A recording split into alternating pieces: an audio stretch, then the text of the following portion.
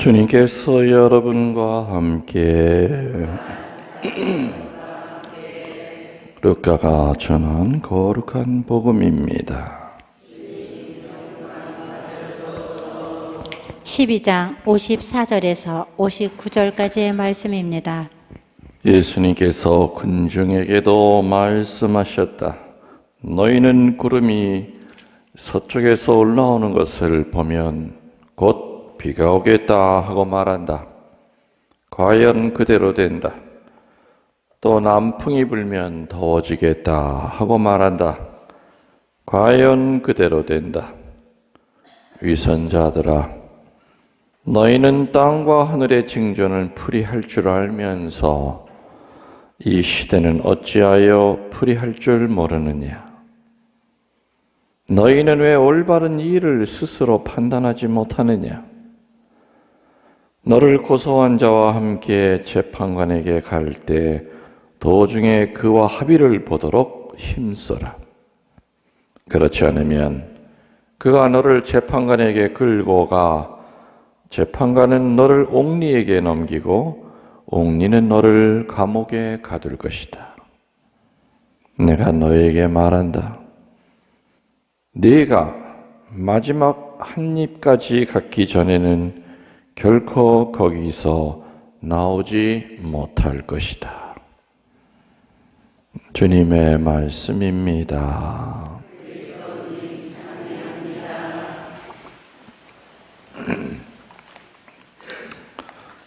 참 예수님,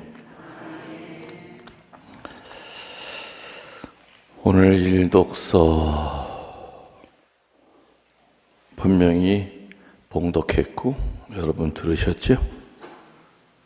일독서가 어떤 내용이 나왔습니까? 독서 한 점에 일독서에 어떤 뭔 얘기가 나왔었어요? 예수님이 아니시면 저는 항상 죄인인 것 같습니다. 그런 얘기가 나왔어요? 써 있어요? 응? 집에서 읽고 왔죠? 그 읽으면서 그래도 이게 뭔가 그래도 뭐 한 번은 묵상을 좀 봤을 거 아니에요. 오늘 바오로 사도는 참 어려운 얘기를 해주세요. 자기 자신에 대한 신앙 고백. 얼마나 내가 약한 존재고 비참한 인간인지를 바오로 사도는 오늘 솔직하게 다 얘기해 주세요. 바오로 사도는 예수님을 눈으로 본 적은 없죠? 목소리는 들은 적은 있어요. 다마스커스에 천주교 신자 잡으러 가다가. 그렇지만은 12사도 말고 유일하게 사도라고 하는 명칭이 붙은 분이 누구예요? 바오로 사도예요. 바오로 사도는 12명 가운데 들어간 제자가 아니었습니다. 사도라고 하는 것은 바로 12사도에게만 쓰는 말이지만은 바오로 사도한테는 사도라는 말, 바오로 성인이라고 하지 않고 바오로 사도라고 불러요. 그리고 그분은 이방인의 사도죠. 이방인의 사도로 전도 여행을 1차, 2차, 3차 무수하게 감옥에 들어가치고 정말 산전수전을 다 겪으면서 살다 돌아가신 위대한 사도죠. 거룩한 사도죠. 근데 그분이 이 신앙 고백을 했어요. 신학생 때 우연히 이 성서 구절을 읽다가 얼마나 고맙고 힘이 들었는지 사실은 신학교 생활 힘들잖아요. 그래서 관둘까? 그런 마음을 먹고 있었는데 세상에 바오로 사도는 나보다 더 힘들었구나.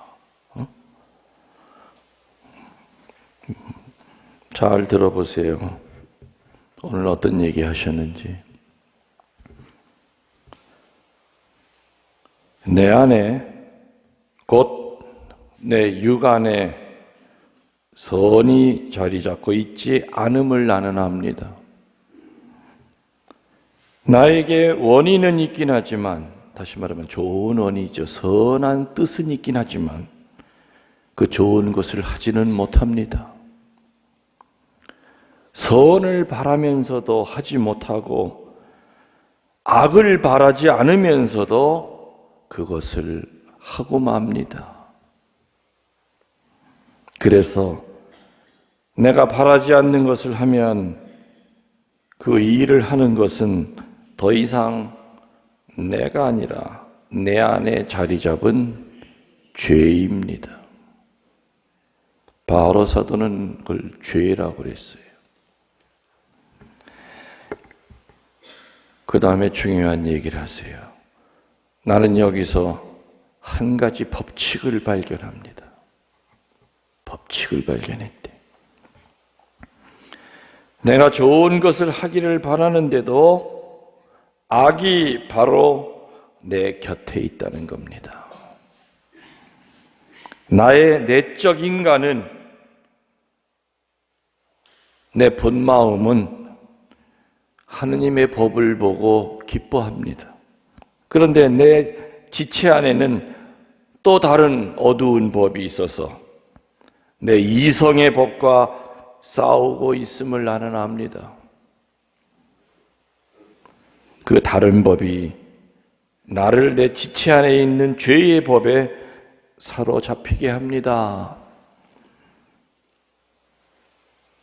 그리고 뭐라 그러셨어요? 나는 과연 비참한 인간입니다. 이 위대한 사도의 입에서 본인 자신이 비참한 인간이래요.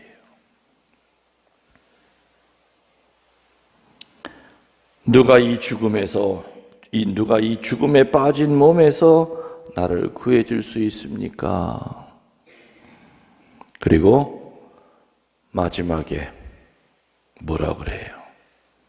내가 이렇게 지금 늘 악에 지고 내 안에는 두 가지의 법이, 마음은 하느님을 향하고 있지만은 선을 행하고 있지만 선을 하려면 꼭 악이 나를 지배하려고 하는, 그래서 늘 질 때가 훨씬 많은 이 비참한 인간이지만 바오로 사도는 강한 희망의 메시지를 주죠.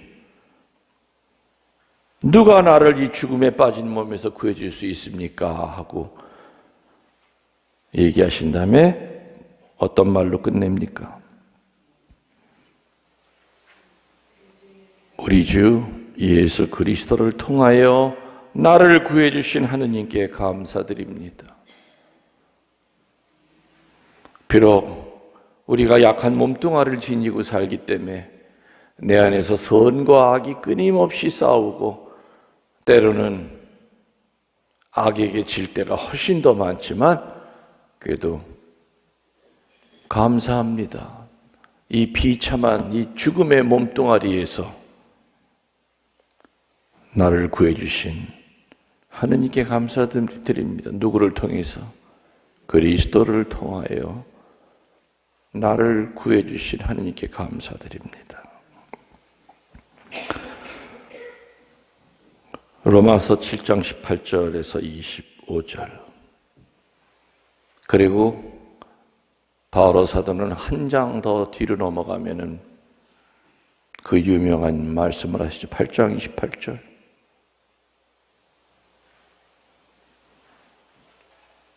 뭐가 나올 것 같아요?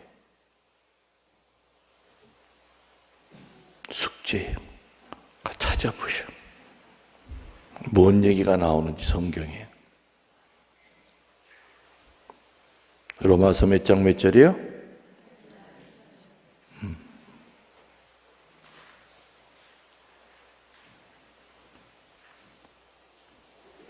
안 찾아볼 것 같아서 알려줄게. 하느님을 사랑하는 사람들에게는 좋고 나쁜 일이 상호작용하여 선한 결과를 맺게 해줍니다. 하느님에게 뿌리를 두고 산다면 선한 일만 일어나는 게 아니에요. 악한 일도 일어날 수 있지만, 그러나 그것들이 하느님은 악은 또 악대로 쓰세요. 악은 악대로 이용하시고 나중에 결과를 보면은 결과만큼은 악하게 된다, 선하게 된다. 그렇지. 그 대신 조건이 뭐냐? 하느님에게 뿌리를 내리고 있어야 돼요. 하느님을 사랑하는 사람들에게는 좋고 나쁜 일이 상호작용하여 선한 결과를 맺게 해주십니다. 이게 바로 바오로 신학의 핵심이에요. 바오로 사도는 본인 자신을 비참한 인간입니다. 이런 사도가 비참하다고 했으니 우리는 더 얼마나 비참하겠어요. 그렇죠? 그렇죠. 우리들에게 희망을 주셨잖아요. 바오로 사도는 그래도 선과 악이 늘 내 안에서 나를 괴롭히고 있지만 그리스도를 통해서 나를 구해 주신 하느님께 감사합니다. 그러면서 하느님을 사랑하는 사람들에게는 좋고 나쁜 일이 서로 상호작용하여 선한 열매를 맺게 해주십니다. 바오로 사도의 그 체험을 통해서 누구나 우리는 같은 걸 느낄 때가 많죠? 선을 행하려 하면은 즉시 악이 내 앞을 가로막아요. 좋은 말을 하려고 하면은 나도 모르게 나쁜 말이 나와요. 선한 생각으로 아침에 눈을 떴는데 그날 저녁에 뒤돌아보면 선한 생각은 없어지고 하루 종일 어둠 속에서 살았던, 그럴 때 우리는 비참하다. 내가 어떻게 내 자신도, 내 입도 못 다스리고 귀도 못 다스리고.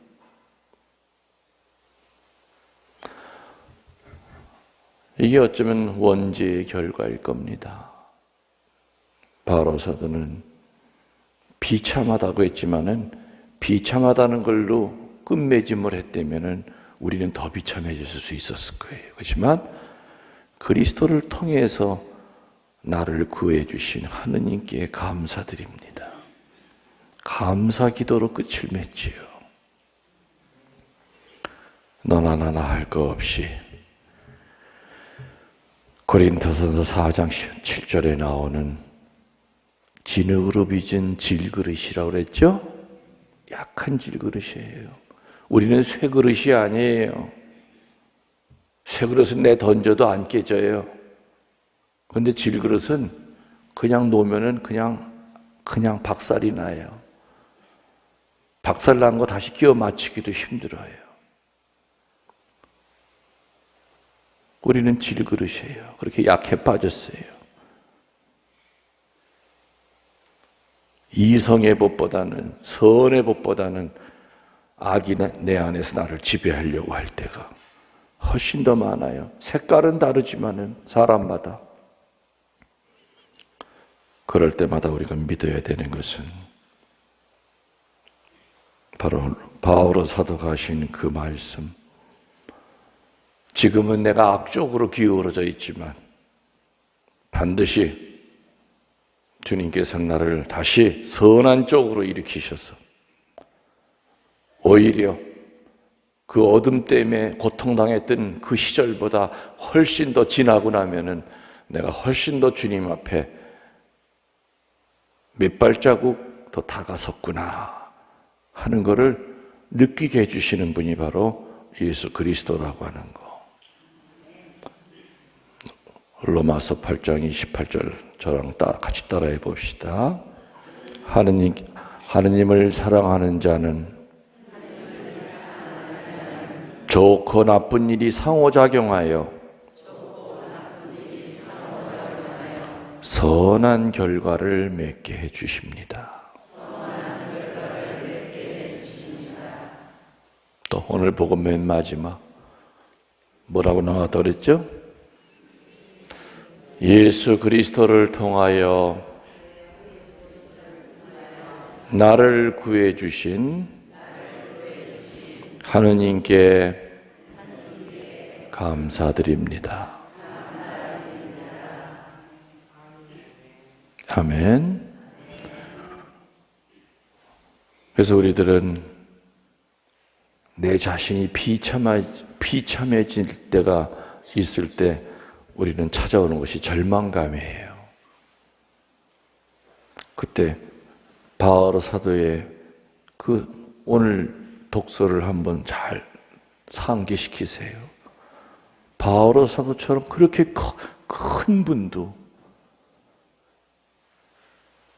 본인 자신이 비참한 인간이라고 그랬고 선을 행하려고 하면 꼭 악에게 지고 있습니다. 내 안에 두 가지의 법이 싸우고 있습니다.